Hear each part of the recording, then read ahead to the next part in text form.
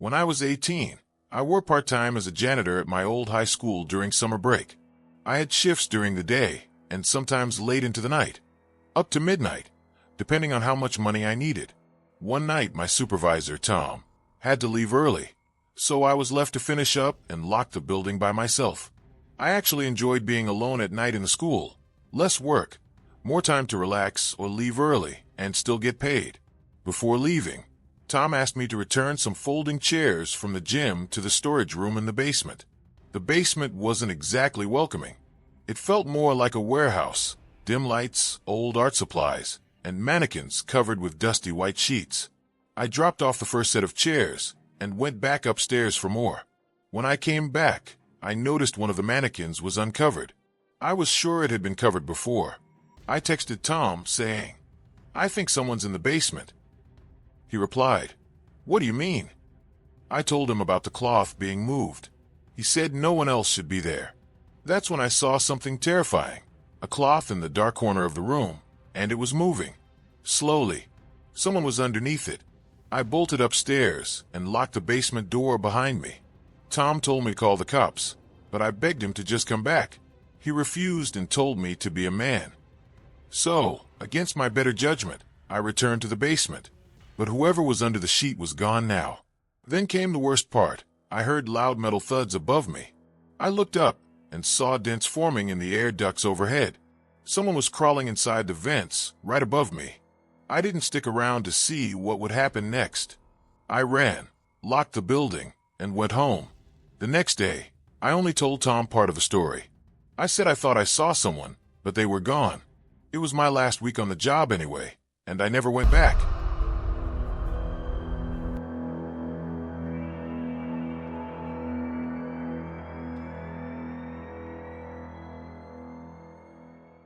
My name is Nicholas, a freshman at Syracuse University, which isn't exactly in the safest neighborhood. After going through a rough breakup, I decided to jump back into the world of online dating. That's how I met Stephanie. Blonde, funny, into books and movies. We hit it off instantly on Hinge. We agreed to meet up for a movie night. Stephanie said she'd pick me up and told me to wait at a specific corner near campus. At around 9 p.m., I got to the spot and shared my location with her, just like she asked. A few minutes later, a car slowly rolled down the street and stopped in front of me. But the driver wasn't Stephanie. It was an older man. He rolled down the window and asked if I was waiting for someone. I said yes, and he responded, "Are you waiting for Stephanie?" That immediately put me on edge. He claimed to be her father and offered to drive me to her. But there was something off. He looked far too old to be her dad. I asked, "Why didn't she tell me you'd be picking me up?" He gave some excuse about not trusting random guys meeting his daughter. I wasn't buying it. Without another word, I turned and walked away. He started yelling after me, confused or maybe angry that I didn't just get in. I kept walking, heart pounding, checking behind me. I thought it was over, until I saw a parked car a few blocks down that looked suspiciously like the one from earlier. Lights off, windows tinted. Then I got a text. "Why didn't you get in the car with my dad?" I didn't respond. I picked up the pace. Eventually, I heard footsteps behind me, and then the sound of glass being kicked. I ducked behind a van, holding my breath.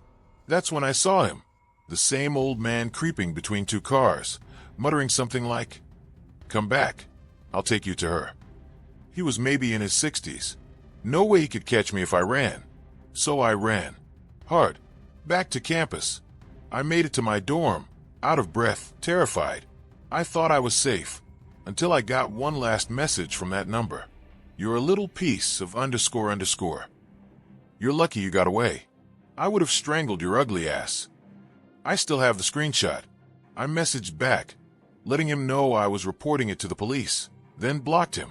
To this day, I don't know who he was, but I came terrifyingly close to becoming just another missing person headline.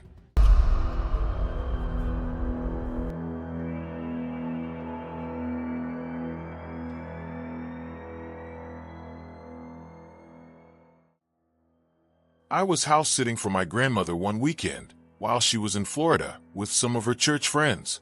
I was sleeping in the guest bedroom next to her room, which always had two twin beds. the ones my brother and I used when we had sleepovers at her house. I chose the bed next to the window, but before I got into bed, I made sure to check all the doors to ensure they were locked. Once I settled in, I didn't fall asleep right away. I spent about an hour on my phone, watching videos and texting people. That's when I started hearing something odd outside. It sounded like a woman's voice saying hello repeatedly, every 10 seconds or so. I quietly left the bedroom and slowly made my way toward the front door, trying to listen carefully. It definitely sounded like a woman's voice calling hello. As I got closer to the front door, I realized that was where the sound was coming from.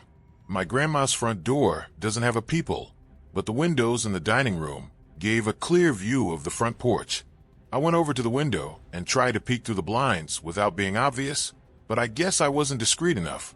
I saw her, an older woman standing on the porch, staring directly at me as if she had been waiting for me to look. She smiled creepily and said hello again. This woman was in her late 50s or early 60s, but she didn't look like a sweet, harmless old lady. There was something about her face that just creeped me out. I quickly backed away from the window, wondering if maybe it was one of my grandma's friends, but why would anyone be out there at midnight? Why wasn't she knocking on the door or ringing the bell? Why was she just standing there, repeatedly saying hello? I was genuinely unsettled, so I went back to the guest bedroom and shut the door this time, hoping to feel safer. I couldn't hear the woman anymore, but I was still shaken up. I started texting my friends and my sister, telling them about the bizarre situation. Time passed in silence, and I started to calm down a little. My sister suggested I call Grandma, but I knew there was no way she'd be awake, and she rarely checked her phone anyway. Just as I was starting to relax, I heard it. A loud bang on the window. Not a knock, but a forceful bang.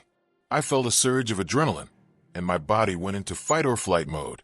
The banging stopped, but then I heard that same voice saying hello again. With a rush of adrenaline, I quickly grabbed the blinds and lifted them. There, standing just outside the window, was the same creepy older woman, only a thin sheet of glass between us. I screamed at her, telling her I was calling the cops. I quickly pulled the blinds back down and ran to the living room, then upstairs to the guest bedroom, locking myself in. I didn't actually call the police. I don't know why, but I just wanted to wait it out. A couple of hours passed, and I finally went back downstairs to check the windows again. The woman seemed to be gone. The next morning, I called my grandma to tell her what had happened. She immediately started shouting into the phone, sounding panicked and distressed. She told me about a strange woman who had been following her around in a grocery store a few days earlier, smiling at her for no apparent reason. I tried to calm her down, but the way she reacted gave me chills. I'm still not sure if the woman I saw was connected to the one my grandma encountered, but I can't shake the thought that it might have been the same person.